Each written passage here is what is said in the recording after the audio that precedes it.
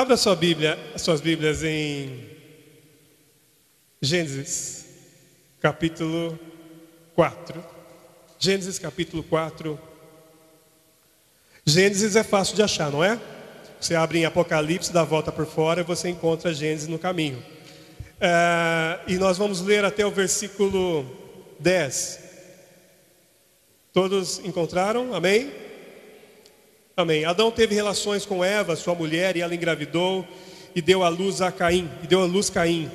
Disse ela: com auxílio do Senhor, tive um filho, homem, e voltou a dar luz. E dessa vez Abel, o irmão dele. Abel tornou-se pastor de ovelhas e Caim agricultor. Passado algum tempo, Caim trouxe do fruto da terra uma oferta ao Senhor. Abel, por sua vez, trouxe as partes gordas das primeiras crias do seu rebanho. O Senhor aceitou com agrado Abel e a sua oferta, mas não aceitou Caim e a sua oferta. Por isso, Caim se enfureceu e o seu rosto se transtornou. O Senhor disse a Caim: por que você está furioso? Por que se transtornou o seu rosto? Se você fizer o bem, não será aceito, mas se não fizer, saiba que o pecado o ameaça à porta. Ele deseja conquistá-lo, mas você deve dominá-lo. Disse, porém, Caim a seu irmão Abel: vamos para o campo. Quando estavam lá, Caim atacou seu irmão Abel e o matou. Então o Senhor perguntou a Caim: onde está o seu irmão Abel? Respondeu ele: não sei, sou eu o responsável pelo meu irmão? Disse o Senhor: o que foi que você fez? Escute, da terra o sangue do seu irmão está clamando. Agora, amaldiçoado é você pela terra, que abriu a boca para receber da sua mão o sangue do seu irmão. Quando você cultivar a terra, esta não lhe dará mais da sua força, e você será um fugitivo errante pelo mundo. Até aí, amém? Mais uma vez, feche seus olhos.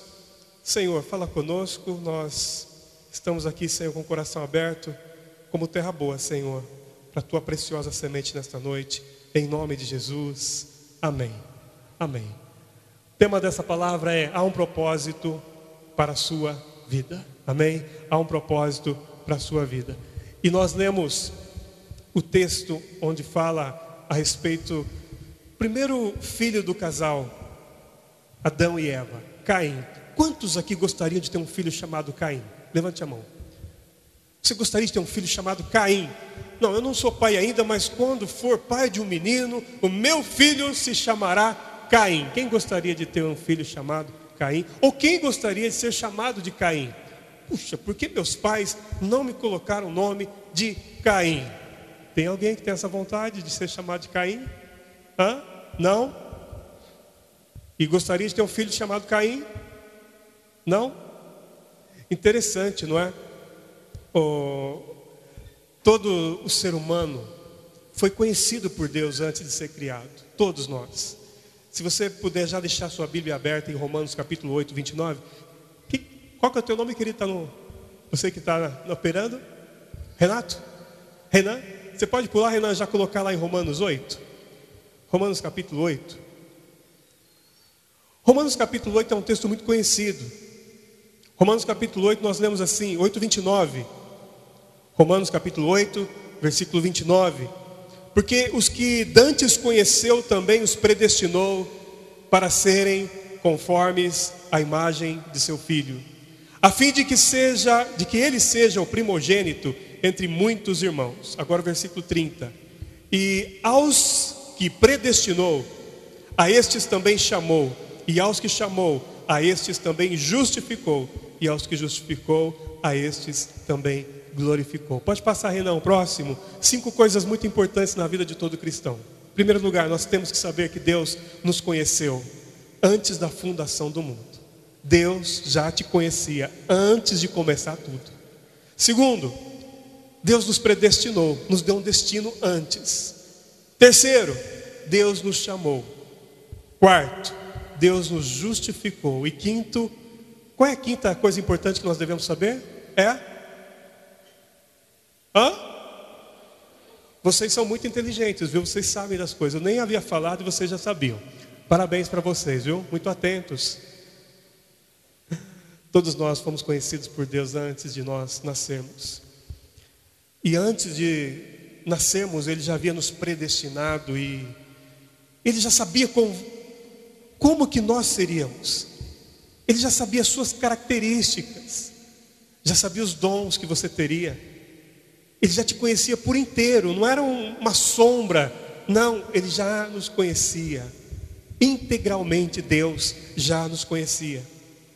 Na verdade, Deus, a obra redentora do Senhor Jesus não é quebrar e refazer, não. É remodelar como o oleiro modelando o vaso, mas respeitando aquilo que nós já éramos. Por exemplo, quando Jesus, Ele encontra-se com Pedro, Jesus diz: Pedro, você é um ótimo pescador. Às vezes, né? Que teve algumas pescarias que não pegava nada, mas Pedro, você é um ótimo pescador de peixes, mas a partir de agora, Pedro, você será pescador de almas, de homens. Quando Jesus se revela a Saulo, até então Saulo que era o homem que entrava de casa em casa para fazer o quê? Para prender os cristãos, para assolar as casas. Paulo, você faz muito bem isso, você entra de casa em casa como ninguém, mas você está fazendo do jeito errado, Paulo. A partir de agora você vai entrar de casa em casa para levar a minha vida. É diferente. Ele levava a morte. O Senhor Jesus respeita o desenho, respeita a história, mas Ele remodela, né? Então, quanto mais eu respondo ao chamado de Deus na minha vida, quanto mais Deus se revela e mais sensível eu sou ao chamado de Deus na minha vida, como homem, mais eu vejo que como homem, olhando para mim mesmo, eu vejo que eu sou inadequado para cumprir o chamado de Deus. É por isso que o apóstolo Paulo ele diz: miserável homem que sou, porque ele olha o chamado de Deus e ele olha a sua situação, a sua condição humana. Nós somos miseráveis. O que Deus está esperando de mim? E junto com essa condição de miserabilidade humana, ainda tem a situação do nosso acusador. E aí Satanás nesses momentos ainda vem nos acusar. Mas queridos, o apóstolo Paulo diz que Ele já nos conhecia, sabendo quem nós seríamos. Mesmo assim, Ele nos chamou e nos chamando, nos justificou e nos justificando, nos glorificou. Ou seja, sabendo das mancadas que você daria esta semana, e que você já aprontou essa semana, mesmo assim, Ele continua nos amando. Eu digo você e falo eu também, tá? As minhas mancadas dessa semana, e mesmo assim, Ele decidiu nos amar. E toda vez que o acusador vem então para reforçar esse peso de culpa, nos lembrando o nosso passado, olha, se o acusador vem para te lembrar do seu passado, lembre a ele, lembre-o do futuro dele. Se o nosso passado tem sido argumento na boca do inimigo, ele tem que saber do futuro dele. Você sabe qual é o futuro do inimigo, não sabe? Você sabe o futuro do inimigo? Eu sei porque eu já li o último capítulo de Apocalipse, e lá está dizendo que o final dele é destruição dele, mas o nosso final é glória. Amém? Aleluia. Então entendo que quando Deus tem algo na minha vida e Deus tem algo na sua vida, Deus tem um propósito para mim e para você. E se você olha para você, você não se vê em condições, mas Deus, Ele é fiel, é a obra que Ele começa, Ele completa nas nossas vidas. Então entendo que o que vai mover a vontade de Deus através de mim, na verdade não sou eu mesmo, mas é a glória de Deus, porque a palavra diz que Ele nos justificou e nos glorificou. Então eu entendo que a glória de Deus, do Deus que habita em mim, é que atrai as pessoas até Ele. Note que quando Moisés estava no deserto, e você sabe que ele foi atraído até uma sarça que queimava e não se consumia. Isso é que chamou a atenção de Moisés, porque no deserto a combustão espontânea de um galho seco, de um arbusto seco, isso era comum. Moisés estar andando junto com o rebanho e de repente pega fogo no arbusto e se consome.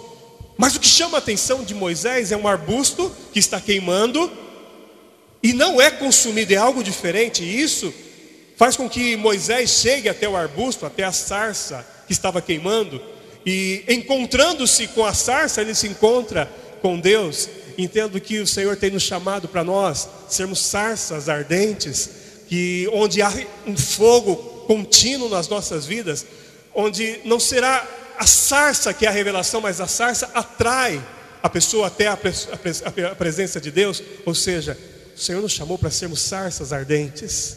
A glória não é nossa.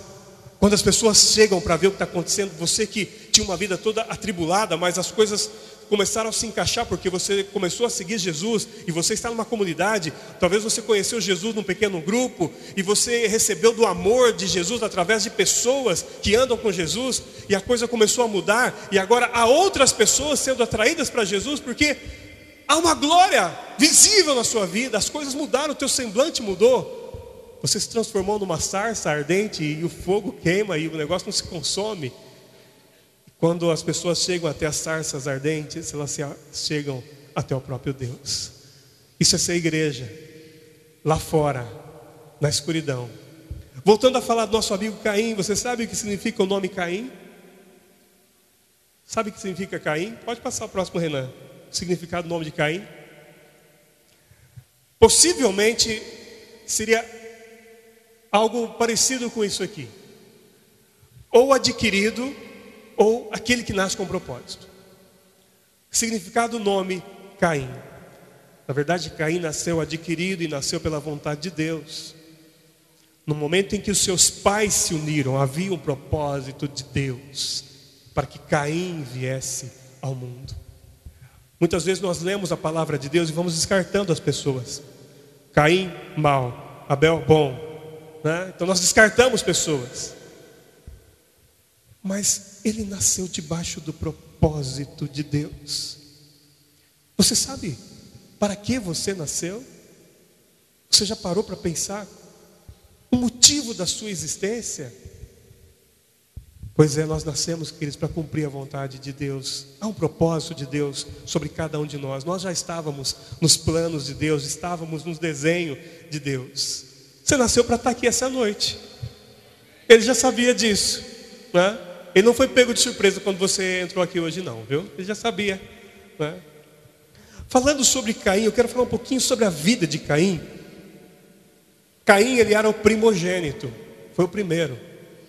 E você sabe que o primeiro, ele está acima dos demais irmãos. O primeiro é o líder. O primeiro é o que é o responsável na falta dos pais.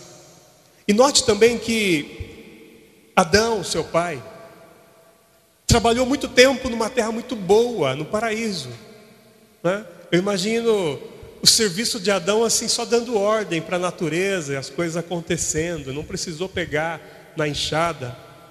Mas agora, quando Caim nasce, a terra já não é a mesma terra do paraíso, aquela terra generosa, as coisas brotavam, né, com a facilidade. Agora não. Caim, ele escolheu ser lavrador, mas numa terra já amaldiçoada, uma terra onde já haviam espinhos e cardos, havia ervas daninhas, coisas que seu pai não conhecia até então, até o momento da queda. Foi muito fácil ser lavrador, né, na época de Adão, mas agora ser lavrador na época de Caim é muito duro. Mas ele decide então, e ele vai ser o lavrador numa terra amaldiçoada. E o que Caim faz? Caim vai adiante. Porque Abel, qual era a profissão de Abel? Oi? Eu estou meio surtinho. Pastor de ovelhas. Ele era retireiro, né? Tinha um rebanho. Para que as ovelhas de Abel pudessem encontrar um bom pasto, o agricultor Caim ia à frente. Caim é a figura de líder. Caim é a figura de líder. Pode passar o próximo, Renan. Porque liderança é serviço.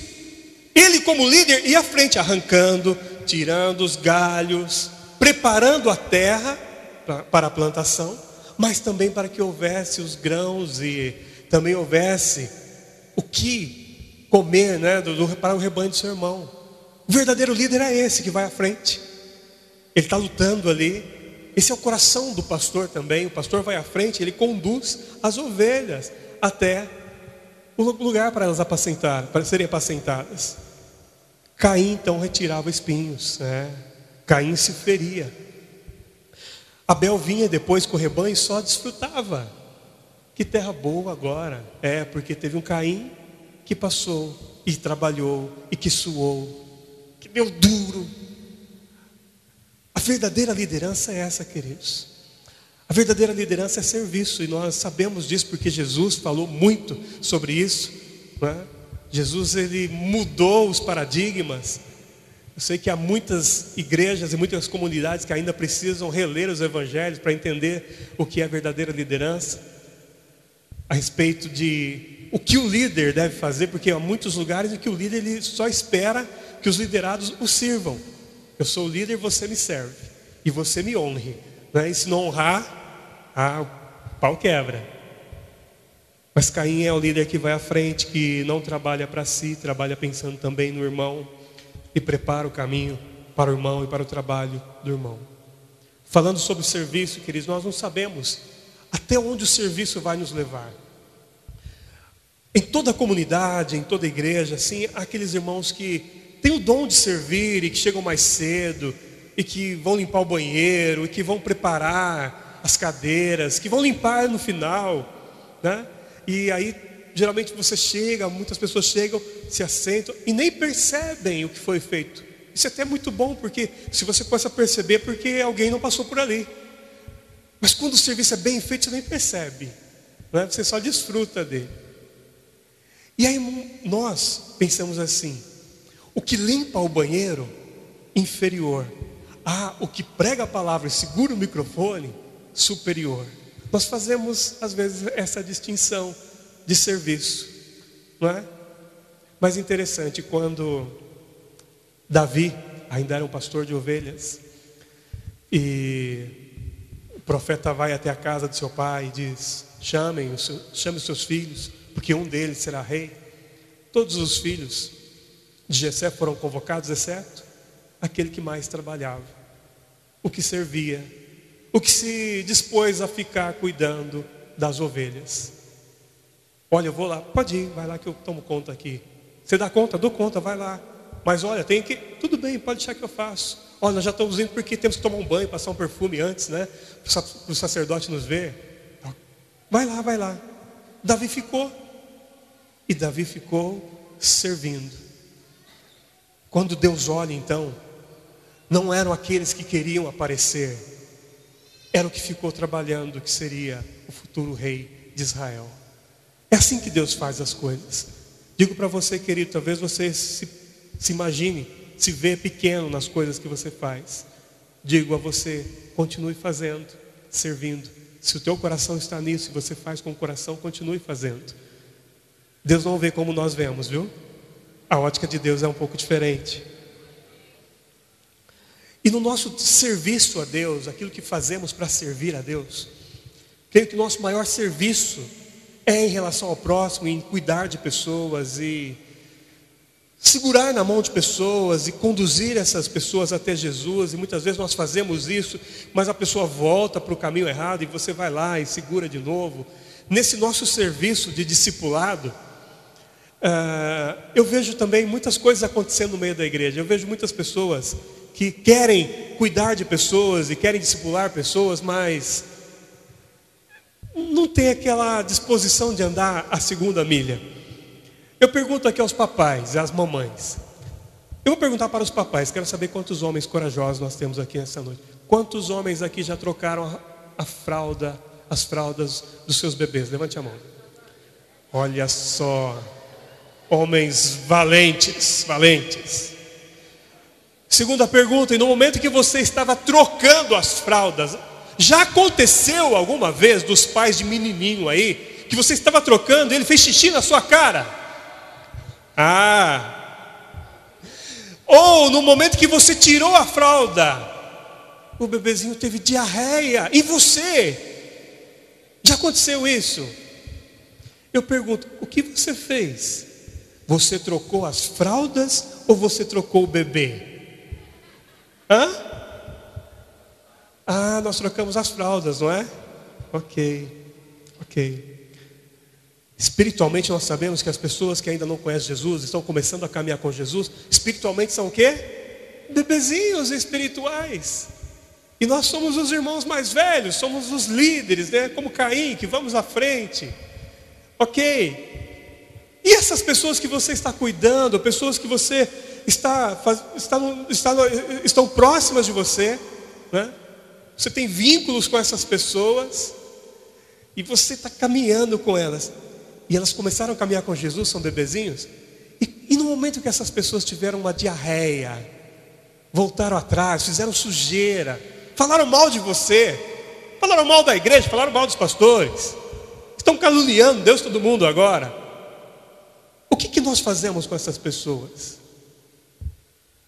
Não aqui na comunidade de Atos, mas em outras igrejas, viu, pastor?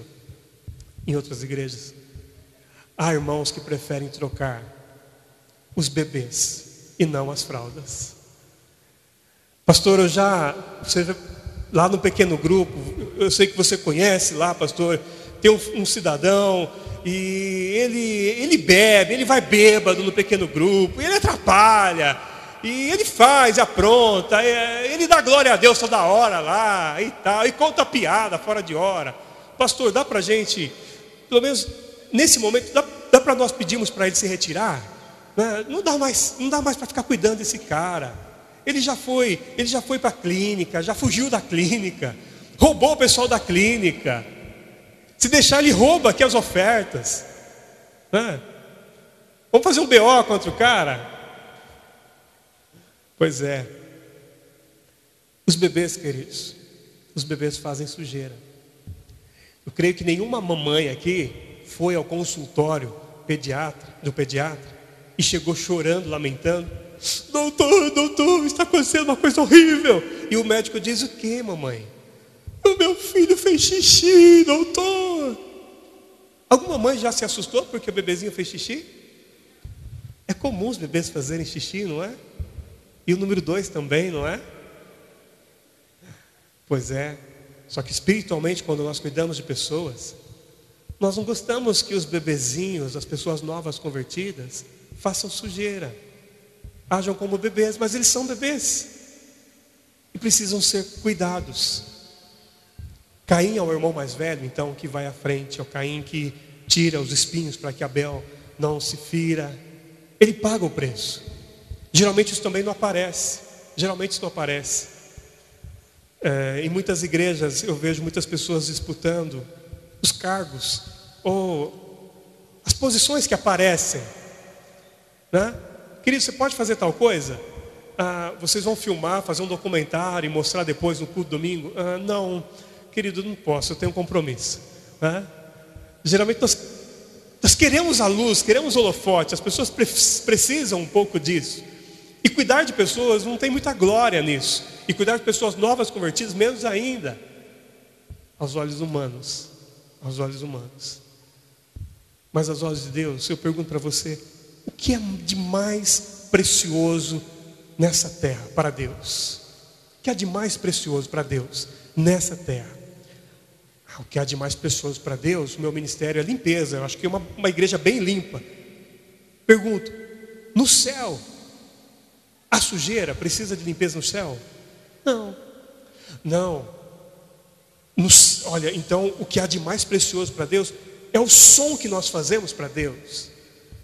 Eu pergunto: no céu, será que o som do céu é de menor qualidade com o som que nós produzimos na terra? Ele tem um bom som lá, não é? Ok. Se Deus tem tudo isso, tem tudo já, o que há na terra que não tem no céu ainda? O que há? Qual é a necessidade então de Deus? Que Deus quer e não tem? Talvez seja o seu esposo, irmã, você que está sozinha. Talvez sejam os seus filhos. Talvez seja o seu irmão, seus familiares, seus amigos, que se nós não nos posicionarmos, eles continuarão ainda fora. Mas o desejo de Deus é que todos sejam salvos e que nenhum se perca. É assim que bate o coração de Deus, não é? O tum-tum do coração de Deus é: todos se salvem, nenhum se perca. Todos e nenhum, todos e nenhum. Muitas vezes nós como igreja perdemos um pouquinho, nós perdemos o propósito de ser igreja. E nós nos fechamos tanto naquilo que nós estamos fazendo e ficamos focados em tanta coisa que nós produzimos e que nós somos bons em fazer, e que nós esquecemos que o mundo aí fora, o apóstolo Paulo diz que o mundo na verdade está gemendo, a terra geme, a terra geme. Por que a terra geme? O apóstolo Paulo responde: porque aguarda ansiosamente a manifestação dos filhos de Deus. Há uma expectativa na humanidade, há uma expectativa no mundo hoje, queridos. Estava conversando com um amigo ontem e estava dizendo: nunca se pregou tão pouco sobre a volta de Jesus como nos dias de hoje. Interessante isso. Nunca se pregou tão pouco sobre a volta de Jesus, a iminente volta de Jesus. Por quê? Porque os dias da volta de Jesus serão dias onde cada um vai estar fazendo as suas coisas, casando, dando-se em casamento, fazendo ali um evento, correndo aqui e fazendo uma festinha ali, e nós corremos para cá e para lá e para cá, e vamos estar desapercebidos de que Ele está voltando. E você sabe que já estão acontecendo sinais. Esse meteoro que caiu é um sinal de Deus.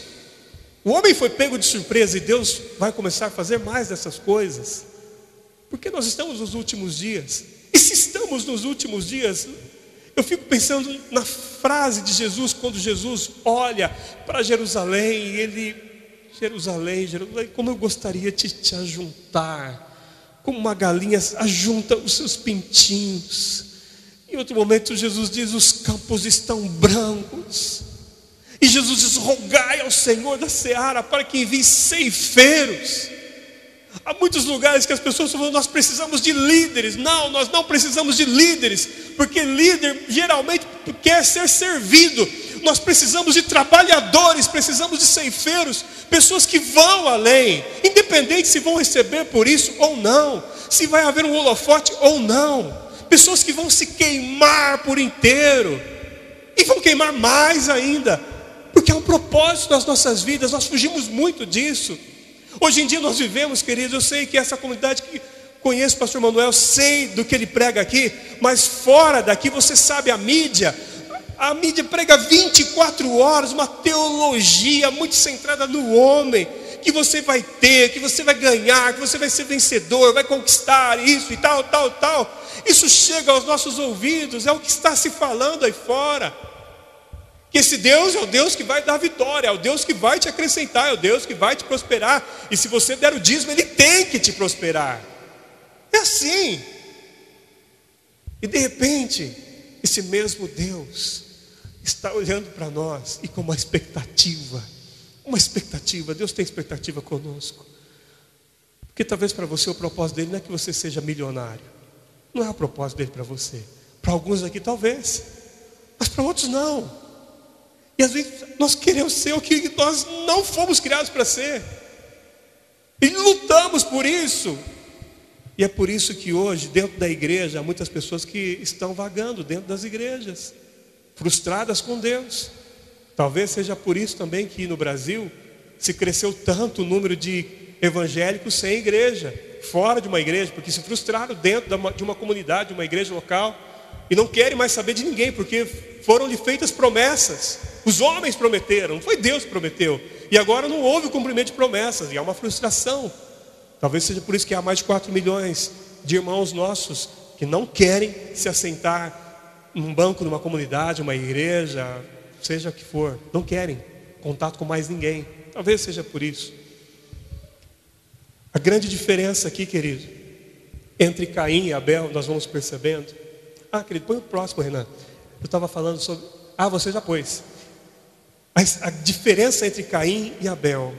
Então, por que Deus recebe de um e não recebe de outro? Porque para Caim, o importante era apenas ofertar. Deus pediu, eu faço. Deus, está aqui. Para Abel, o importante era como ofertar. Há uma grande diferença nisso. Os dois estavam ofertando. Os dois deram. Só que um tinha o foco no ato. Tem que fazer? Tá, o pastor mandou, tá bom. O outro tinha um foco na atitude. A atitude é colocar o coração junto, né? Deus atenta para a atitude. Pode passar, Renan, próximo. Deus atenta para a atitude e não para o ato. Muitas vezes nós perdemos muito tempo com atos. Não atos com H, viu, queridos? Mas com atos. Focando o ato e não focando a atitude. Eu posso fazer, eu posso realizar, eu posso ofertar muita coisa, mas sem que o meu coração esteja embutido naquilo. A oferta que você deu hoje, se o seu coração não estava dentro do envelope, digo para você que essa oferta não tem valor para Deus. Não tem nenhum valor para Deus. Se o seu coração não estava junto, ainda que você tenha dizimado, ofertado uma quantia alta, mas se o seu coração estava preso, não tem valor para Deus. Eu posso fazer muito, né? Sem ter o coração. Mas se o meu coração está no reino, se o meu coração bate no compasso do reino, se eu realmente amo o Senhor, é impossível eu não expressar esse amor com um ato. Entende isso então? Pode ser que eu só pratique o ato. Está lá. Mas se eu amo realmente o Senhor, aí esse amor é expresso com o ato. E aí eu tenho atitude, porque o coração vai junto. Amém? A grande diferença aqui entre Caim e Abel, além dessa, né, é em querer ser aprovado. A diferença está naquele que quer ser aprovado. Você pode oferecer por oferecer, fazer por fazer, ou você pode fazer buscando aprovação, não aceitação. No caso aqui que Deus falou para Caim é um caso, mas nosso caso hoje, nós já somos aceitos. Você já foi aceito por Deus. Já foi aceito, amém? O Senhor já te aceitou. Na verdade, nem foi você que escolheu, foi Ele que te escolheu. Não é assim que Jesus diz? João capítulo 15. Foi vocês que me escolheram, não. Eu que escolhi vocês. Pois é. Mas dentro de muitas comunidades, há pessoas que fazem buscando a aceitação e não a aprovação. Eu vou explicar para você. O pastor pede para alguém pintar aquela parede ali, tá de branco. Ele fala: querido, você pode pintar de amarelo? E a pessoa que tem o foco no ato, ele, tá bom, eu vou, e pinta. Pintou.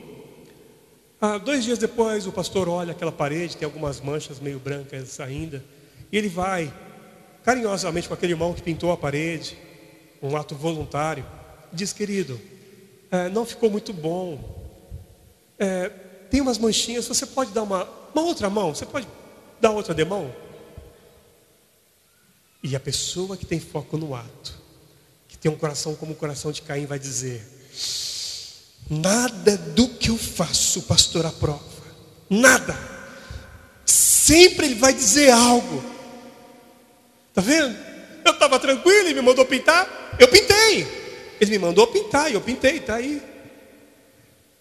Nos relacionamentos cristãos também, muita coisa assim acontece, não é? Dá para mudar um pouquinho, querido, dá para... A pessoa se fecha, você não pode falar nada com ela, porque ela vai se fechar. Ela não aceita. Nem é repreensão, é um ajuste. Quem tem um coração como o de Caim é um coração fechado. O próximo, Renan. O próximo agora. Deus atenta para a atitude, não para o ato. Próximo. Procura apresentar-te. Esse aqui, ó. Não se pode exortar aquele que não tem um coração curado. Como é difícil nós exortarmos pessoas que ainda não têm um coração curado. Eu estou falando entre nós, maduros. Não estou falando dos bebezinhos, não. Os bebezinhos a gente vai, pega no colo, faz sujeirinha, a gente limpa, pega de novo. Estou falando a respeito dos irmãos mais maduros, na fé, você que está caminhando com Jesus. Nós precisamos ter um coração curado e buscar a aprovação. Como é então? Vamos dar a mesma O mesmo exemplo. Querido, pode pintar a parede? Sim, posso pintar. Pintou de amarelo. Aí 2 dias depois, não é o pastor que vai chegar para ele, é ele que vai chegar para o pastor. Pastor, como ficou? Gostou? Está aprovado? Atitude diferente. Se você é designado para liderar algum departamento, fazer algo, busque aprovação. Procure apresentar-se aprovado. Pergunte para as pessoas que estão próximas de você na comunidade, como está ficando? Você tem algo a falar? Tem algo a acrescentar? Precisa mudar alguma coisa? Seja aberto. Isso é um princípio de cura nos relacionamentos, princípio de cura dentro da igreja, dentro da comunidade. Isso mostra que seu coração também é curado, né? Ficou legal? Gostou? Né? Precisa dar um retoque? Pergunte. Você pode até perguntar para quem está do seu lado. Faça um exercício agora. Fala assim: querido, me ensine, me ajude a ser excelente. Me ajude a ser excelente. Se for necessário, me corrija.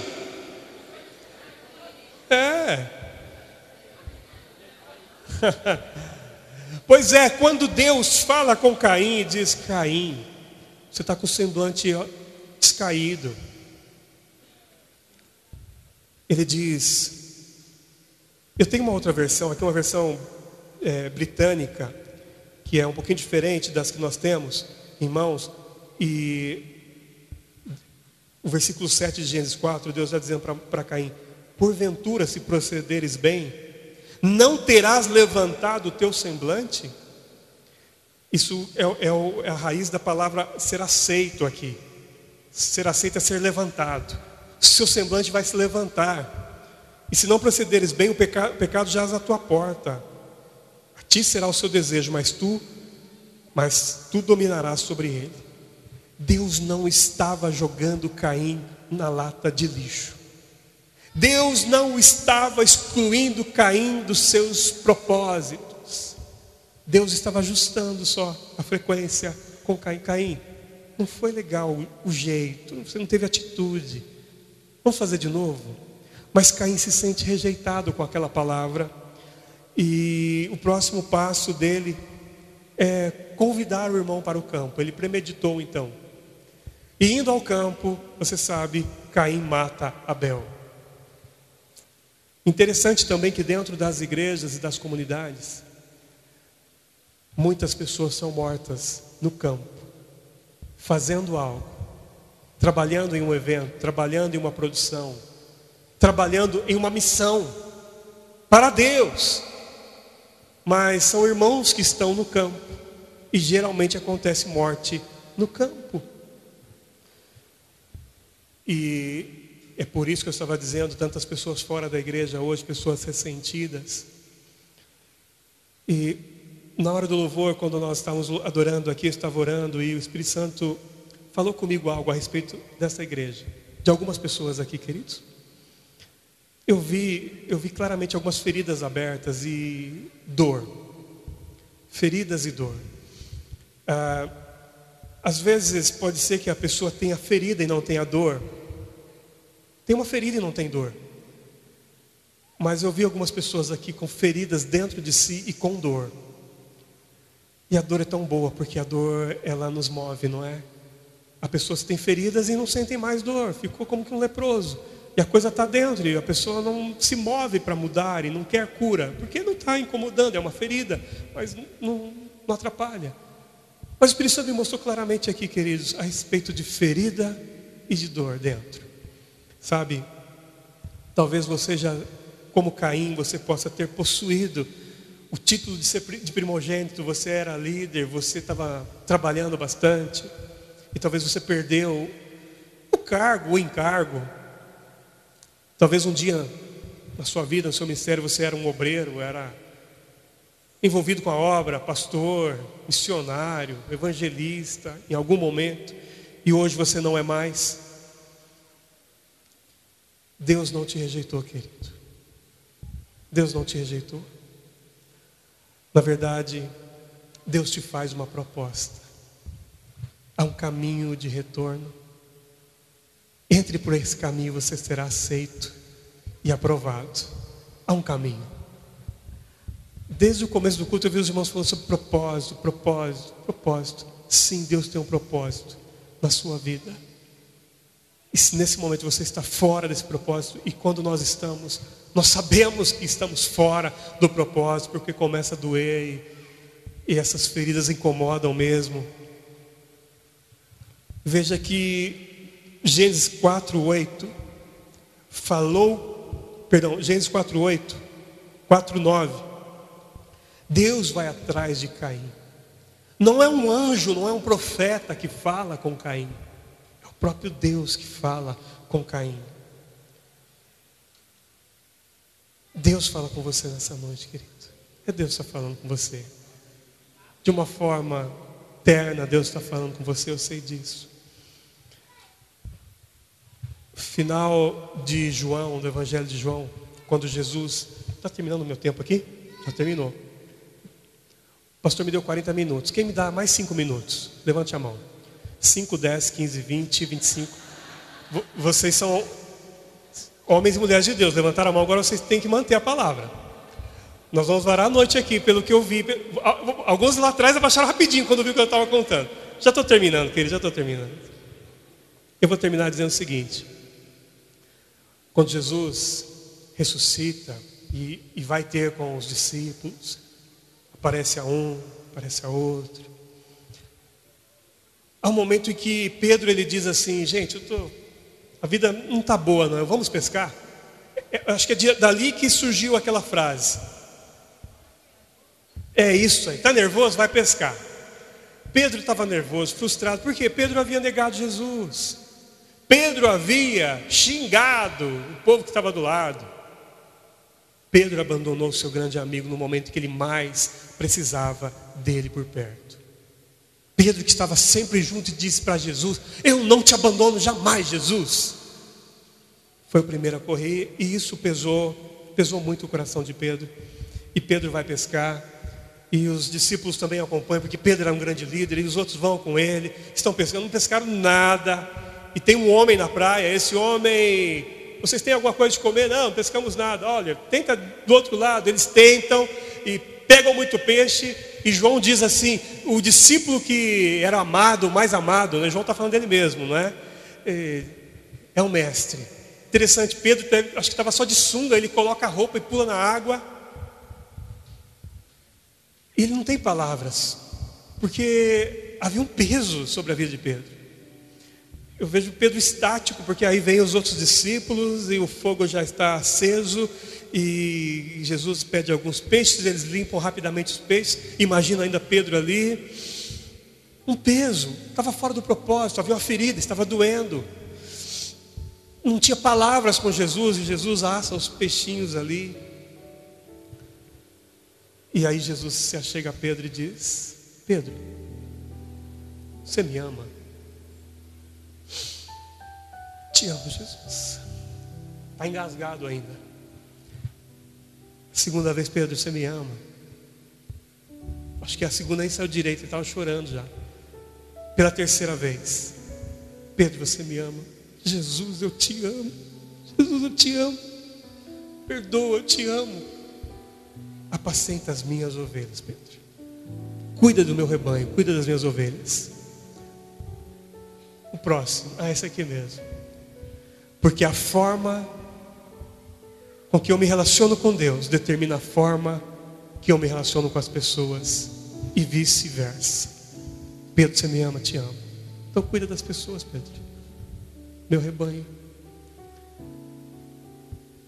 Jesus preparou aquele momento especial ali na praia com Pedro, só para pegar o Pedro que estava fora do propósito e encaixá-lo dentro do propósito. Feche teus olhos por instantes.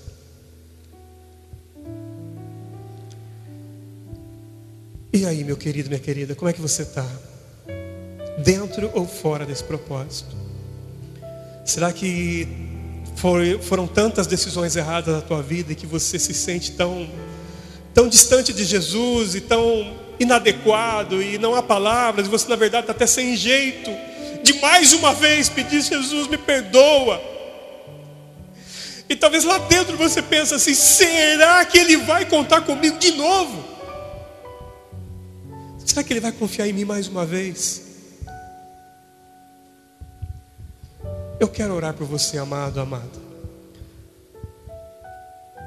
que sente que esse é o momento da sua vida. Eu não estou falando a respeito de entregar a vida para Jesus, mas é a respeito de se encaixar em propósito. Talvez você já está caminhando com Jesus, mas há algo lá dentro que não está certo e você sabe disso. Há algo que está fora e você sabe. Então, convido você rapidamente a sair do seu lugar e vir aqui à frente. Nós vamos encerrar, mas eu quero orar por você, querido. Eu não posso sair daqui sem orar por você. E por você que tem uma ferida também e precisa receber óleo de Deus. Está doendo, está doendo. Esse é o teu momento com Deus. É o teu momento com Deus. Não espere outra pessoa sair. Isso é com você, você sabe.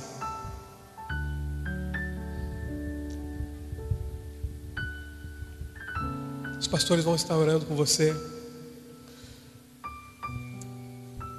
Vamos colocar de pé, você que está no teu lugar. Oh Deus querido, nós te louvamos, Senhor, pelo teu propósito na nossa vida, Senhor. E pelo tempo do recomeço, e pelo tempo da segunda chance, pelo tempo do ajuste, onde vidas aqui frente ao altar, Senhor, estão, Senhor Deus, se ajustando, Senhor, estão se ajustando para um tempo novo, um tempo diferente, Senhor. Não há acusação aqui, Senhor, não há acusação. Querido, você que vem à frente da mesma forma que Jesus não acusou Pedro, e Pedro havia feito tantas coisas erradas. Pedro havia traído a sua confiança. Mas Jesus não estava ali para acusá-lo, Jesus estava ali para liberar perdão e cura e dizer: Pedro, eu conto com você. Oh Senhor, nós te amamos, Jesus, nós te amamos, Senhor, nós te amamos, Jesus. Nós te amamos, Jesus, nós te amamos, Jesus, nós te amamos. Senhor, derrama do teu óleo e da tua cura, Senhor, sobre estas vidas, Senhor. Derrama da tua cura sobre cada irmão, cada irmã. Que haja um tempo novo, Senhor. Cura a ferida que está aberta. Nós declaramos que haja o bálsamo de cura aqui neste lugar, Senhor. Curando toda a ferida, tirando toda a dor, levantando homens e mulheres segundo o teu propósito, em nome de Jesus, em nome de Jesus, em nome de Jesus. Recebe cura, querido, recebe renovo nesta noite. Recebe do toque do Senhor sobre a tua vida, aleluia. Oh